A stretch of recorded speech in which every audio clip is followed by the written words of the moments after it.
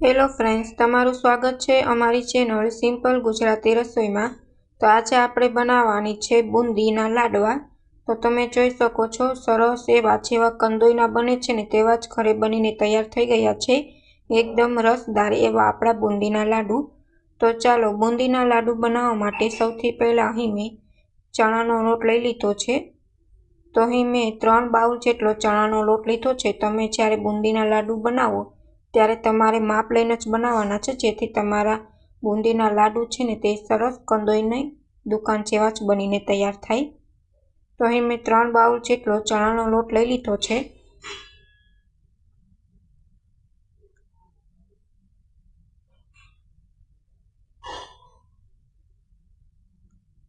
હવે આપણે તેમાં ફૂડ કલર એડ કરવાનો છે, જેથી કલર છે તે જેવો કંદોઈની દુકાને મળે છે ને બુંદીના લાડવાનો તેવો જ કલર બુંદીના લાડવાનો આવે।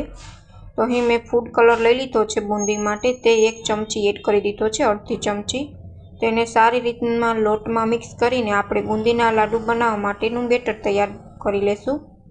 તો થોડું થોડું પાણી એડ કરીને આપણે બુંદી બને તેવું આપણે બેટર તૈયાર કરી લેવાનું છે। એક પણ ગાંઠો ન રહે તે રીતના આપણે બેટર છે તે તૈયાર કરી લેશું।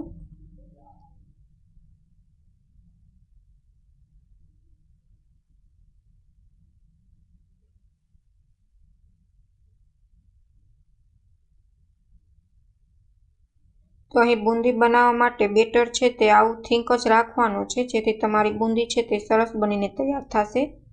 તો બુંદી તૈયાર થઈ ગઈ છે। હવે આપણે બુંદીનું બેટર તૈયાર થઈ ગયું છે। હવે આપણે ચાસણી તૈયાર કરી લેશું।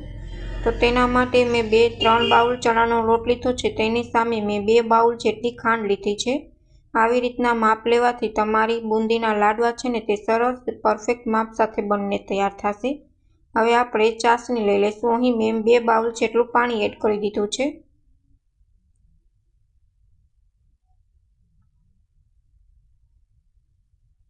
ચાસણી છે તે આપણે એક તારવાળી નથી લેવાની, નોર્મલી જ લેવાની છે, ચીપચીપી બને તેવી। ચાસણી એક તારવાળી લેશો ને તો તમારા બુંદીના લાડુ છે ને તે કડક થઈ જશે। તો ચાસણી આવી ગઈ છે। હવે આપણે તેમાં અડધી ચમચી જેટલો ઇલાયચીનો પાવડર અને 1-2 નંગ જેટલા આપણે કેસરના પાન એડ કરી દઈશું, કેસર એડ કરી દઈશું।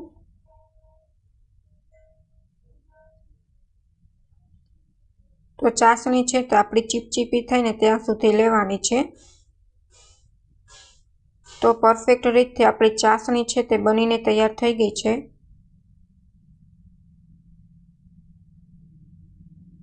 હવે ચાસણીને આપણે સાઈડ પર રાખીને હવે બુંદી બનાવી લેશું, જેના માટે મેં તેલ ગરમ કરવા રાખી દીધું હતું। તેલ છે તે ગરમ થઈ ગયું છે। હવે બુંદી પાડવા માટે અહીં મેં આવી ચાયણી લઈ લીધી છે। હવે તેમાં થોડું થોડું બેટર એડ કરીને આપણે બુંદી પાડી લેશું। બેટર છે તે થોડું થોડું જ એડ કરવાનું છે, જેથી તમારી બુંદી સરસ છૂટી છૂટી રહે અને અંદર લોટમાં સારી રીતના તેલમાં છૂટી છૂટી રહે, આપણી બુંદી એકદમ લચકો ન થાય। તો તમે જોઈ શકો છો પરફેક્ટ રીતે આપણી બુંદી છે તે બનીને તૈયાર થઈ ગઈ છે।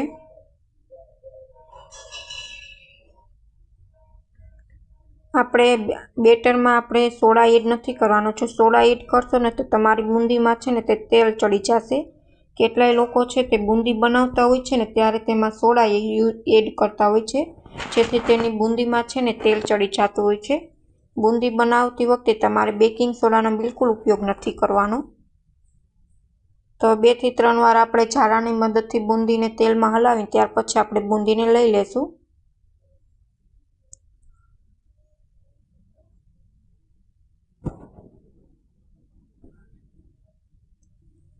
તો આપણી બુંદી છે તે સારી રીતના તેલમાં ફ્રાય થઈ ગઈ છે। હવે આપણે તેને લઈ લેશું અને ચાસણીમાં એડ કરી દેશું।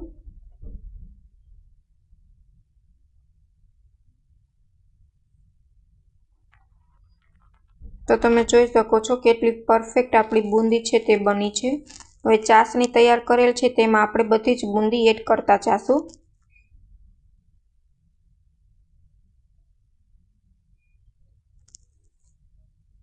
તો આપણી બધી જ બુંદી છે તે બનીને તૈયાર થઈ ગઈ છે પરફેક્ટ માપ સાથે, તમે જોઈ શકો છો, અને ચાસણીમાં પણ સારી રીતના મેલ્ટ થઈ ગઈ છે। હવે બુંદીના લાડુ આપણે તૈયાર કરી લેશું। તમારે આવી રીતના છૂટી બુંદી રાખવી હોય તો પણ તમે રાખી શકો છો, અને લાડવા બનાવવો હોય તો તે પણ તમે કરી શકો છો। હવે અહીં મેં ટોપરાનું છીણ લીધું છે। ટોપરાનું છીણ એડ કરવાથી બુંદીના લાડવાનો ટેસ્ટ છે ને તે ખૂબ જ સરસ આવે છે। એકવારથી જરૂર ટ્રાય કરજો। ટોપરાનું છીણ એડ કરીને બુંદીના લાડવા જરૂરથી બનાવજો। હવે ટોપરાનું છીણ એડ કરીને આપણે સારી રીતના બુંદીમાં ટોપરાનું છીણ છે તે મિક્સ કરી દેશું। તમારે અહીં તૂટી ફૂટી કે કિસમિસ એડ કરવી હોય તે પણ તમે એડ કરી શકો છો।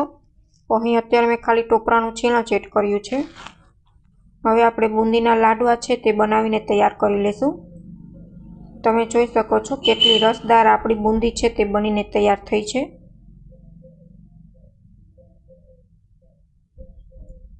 જો તમને અમારી રેસીપી ગમે તો ચેનલને લાઇક કરજો, શેર કરજો અને સબસ્ક્રાઈબ કરજો, અને કમેન્ટમાં જરૂર કમેન્ટ કરીને જણાવજો કે તમને અમારી રેસીપી કેવી લાગી।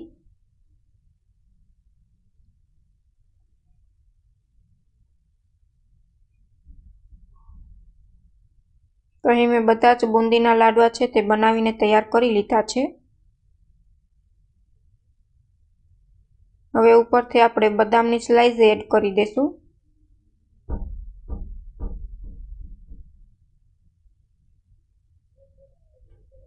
તો કંદોની દુકાન જેવા પરફેક્ટ માપ સાથે બુંદીના લાડવા છે તે બનીને તૈયાર થઈ ગયા છે।